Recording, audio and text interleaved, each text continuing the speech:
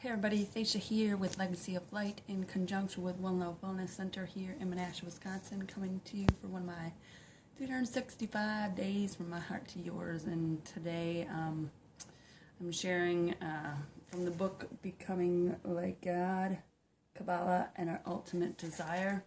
And it's talking about how comfort kills. So this is also the message that I'm sharing on the weekly Wednesday Love. So it's a portion that lets us drift thoughtlessly and robotically towards death. It's a deadly drug sold throughout the prison, following and flowing through the veins of its prisoners. The drug is comfort. Comfort is the illusion that we're getting somewhere while the treadmill turns and the clock ticks. Comfort is a warm blanket that keeps us wrapped in the desire to receive for the self alone, oblivious to the urgent need to change. I'm comfortable. This prison isn't really all that bad. Perhaps the goal of life is for us to have a productive stay in prison. One day, I may even grow up to be the president of the cell block. Ooh, it could happen. It's a free prison. Or, I'm comfortable. I may not even be in prison. Maybe I've been hallucinating all this time. Maybe I'm in the South Seas and these concrete walls are really sand. And the bare light bulb is a warm, glowing sun. Comfort kills. Even though seeking it is biologically determined survival strategy, organisms instinctively flee discomfort. That's why they survive. But what's comfortable for the body is misery for the soul. As souls, we're trapped in this 24-hour survival drama of the bodies we inhabit. The comfort we truly long for, the ultimate and only comfort, is the union with the Creator. On the one hand, we have the illusionary comfort of the body, and on the other hand, the true comfort of the soul. We cannot be comfortable in both universes at the same time, any more than we can go east while we're going west.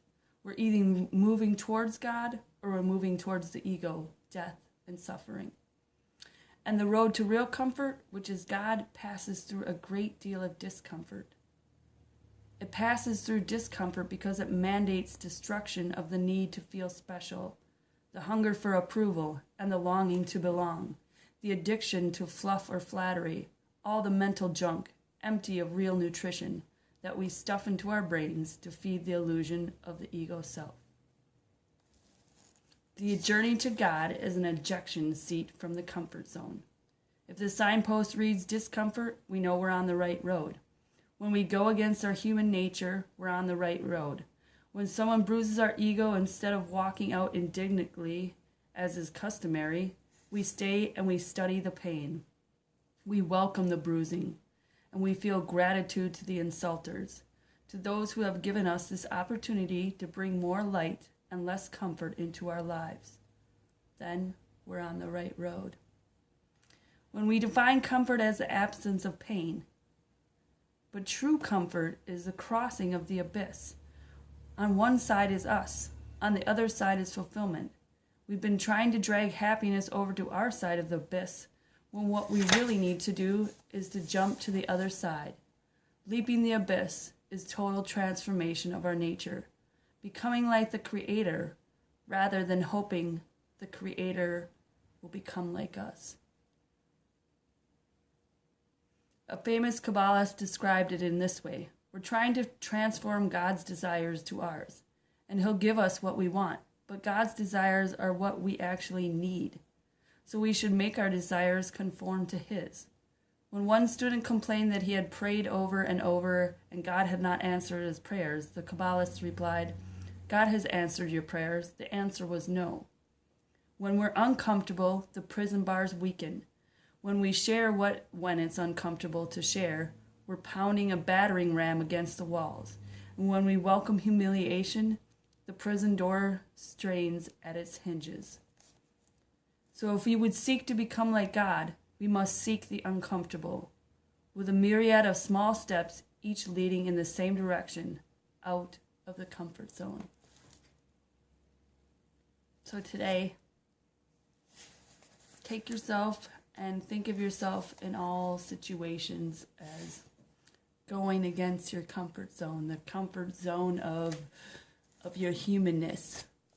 because your divine expression is not the same as your, your ego.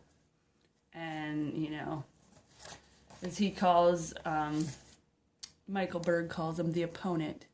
He's like always trying to keep you comfortable, like, in the little prison, this story, like, oh, this isn't that bad, and maybe I'm supposed to love to be in this prison, and maybe I'll be the president of the cell block, like, woo! I know we're supposed to have goals, but I have goals other than that, I would say. And, go against the grain. Go against, what society thinks that you should do and be. And go with your heart, because that is your connection to the divine, is really your heart. And when you're seeking that, you will have these uncomfortable moments, but they will be easier. And, I am just, after reading this, realizing, that these moments, I've recently had were for this very lesson to, to not give in to the anger and the frustration of dealing with this person, and to, to actually take the high road, is to be in that discomfort and just be okay with it. Because when you're uncomfortable in this human skin, that you are becoming more of the divine expression that you are here to be. And like he said in other places in his book, it's not, am I becoming more spiritual? The question is, am I becoming more like God?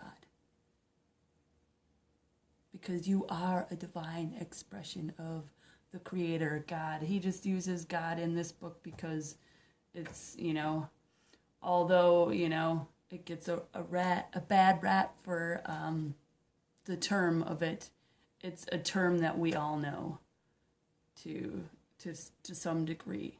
So you can put whatever you want in there. Am I becoming like the Creator? Am I becoming like the universe? Am I becoming like myself? My true self?